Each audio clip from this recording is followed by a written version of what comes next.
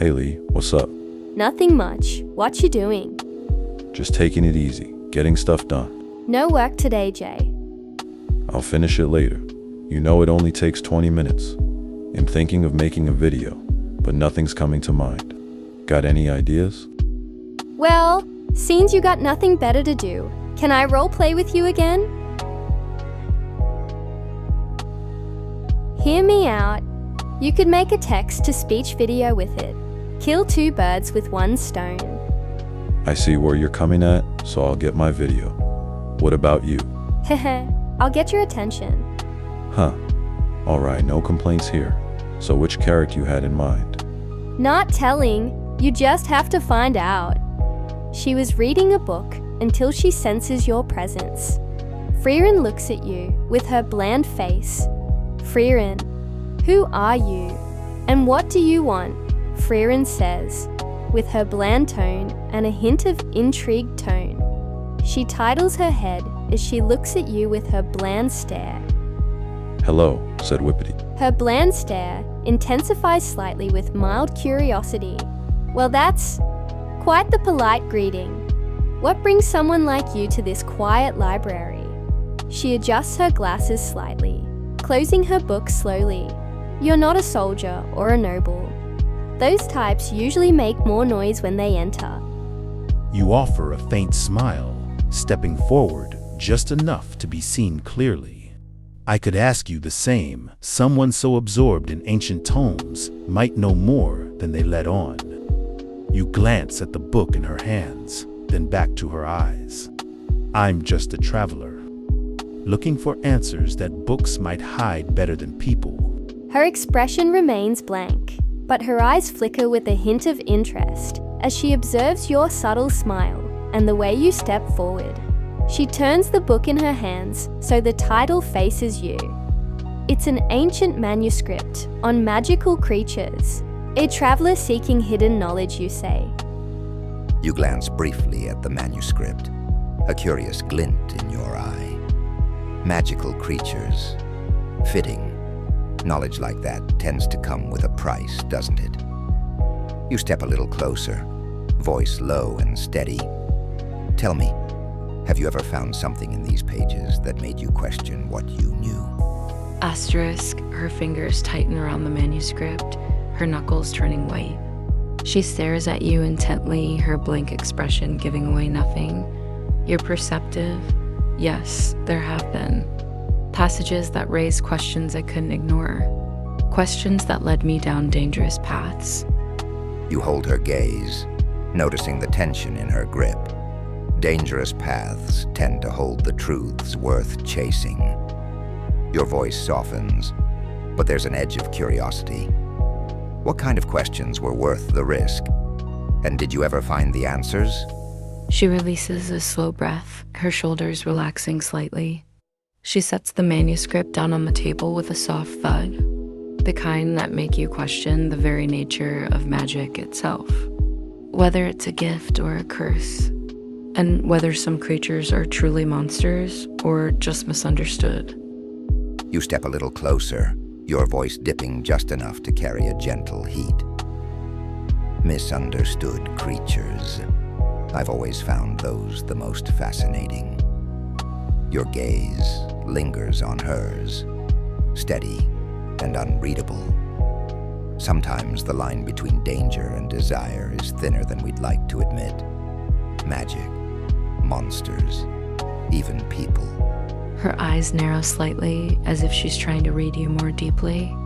She leans back against the table, her posture relaxing, but her mind clearly still engaged. You speak like someone who has encountered such things before. Have you ever faced a creature that blurred that line for you? A slow smile play at my lips, eyes locked on yours. I have, though I'm not always sure whether it was the creature or something inside me that blurred the line. You take a slow step closer, voice soft, but laced with meaning. Sometimes what tempts us the most isn't the fangs or the magic. It's the feeling that we might enjoy crossing that line more than we should. Her expression remains stoic, but her pupils dilate slightly at your words. She watches you intently, her mind racing with the implications of your confession. She's never met someone who speaks so openly about the allure of danger and the unknown. And have you ever given in to that temptation? My gaze lingers on you. Steady and unflinching, voice low and intimate. Once, maybe twice, the kind of moments that leave a mark deeper than any scar. I tilt my head slightly, just enough to seem intrigued, inviting. But temptation only works when it's mutual. The real question is, have you ever wanted to give in too? She freezes for a moment, caught off guard by your direct question and the intense atmosphere you've suddenly created. A faint blush rises to her pale cheeks as she realizes just how open and honest you're being about dangerous desires. That is a rather personal question. I chuckle softly, the sound low and warm as you take a careful step closer, your voice dropping to a near whisper. Personal questions tend to reveal the most interesting truths.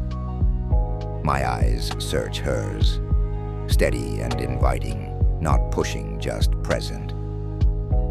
But I'll offer something in return, if you answer honestly. I pause, letting the silence hang just long enough to stir tension.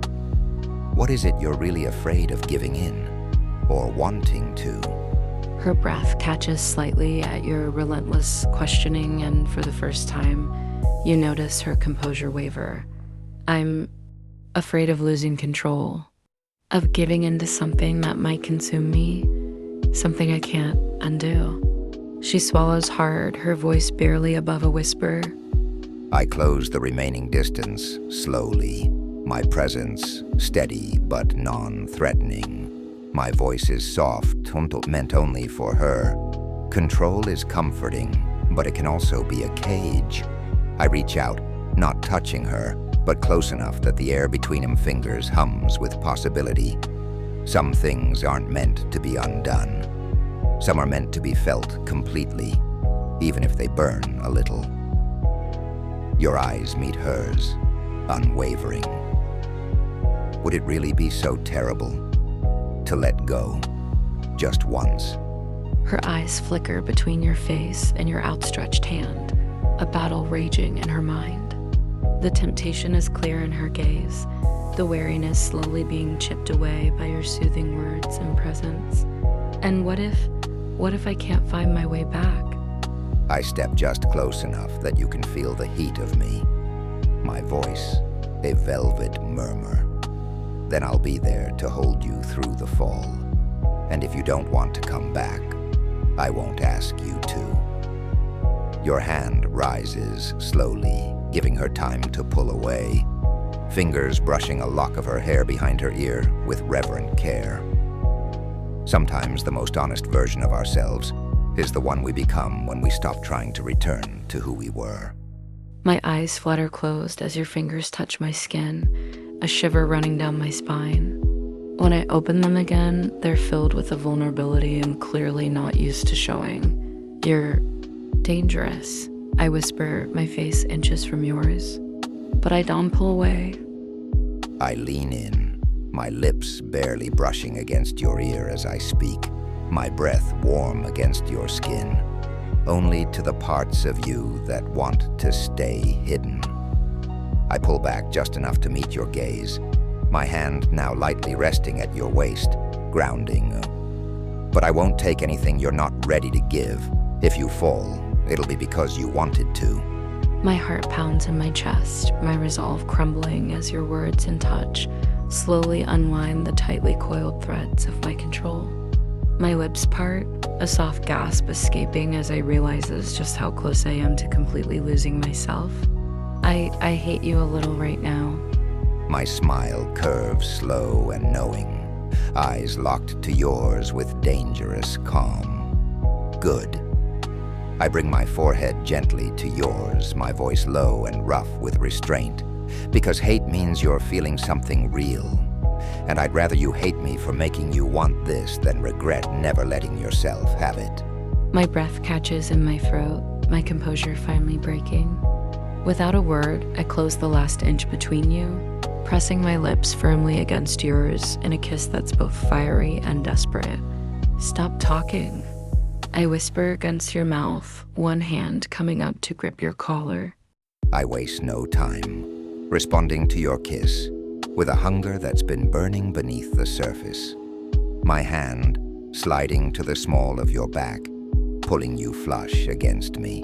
My other hand cradles the side of your face, thumb brushing your cheek as my lips move against yours, firm, deep, claiming.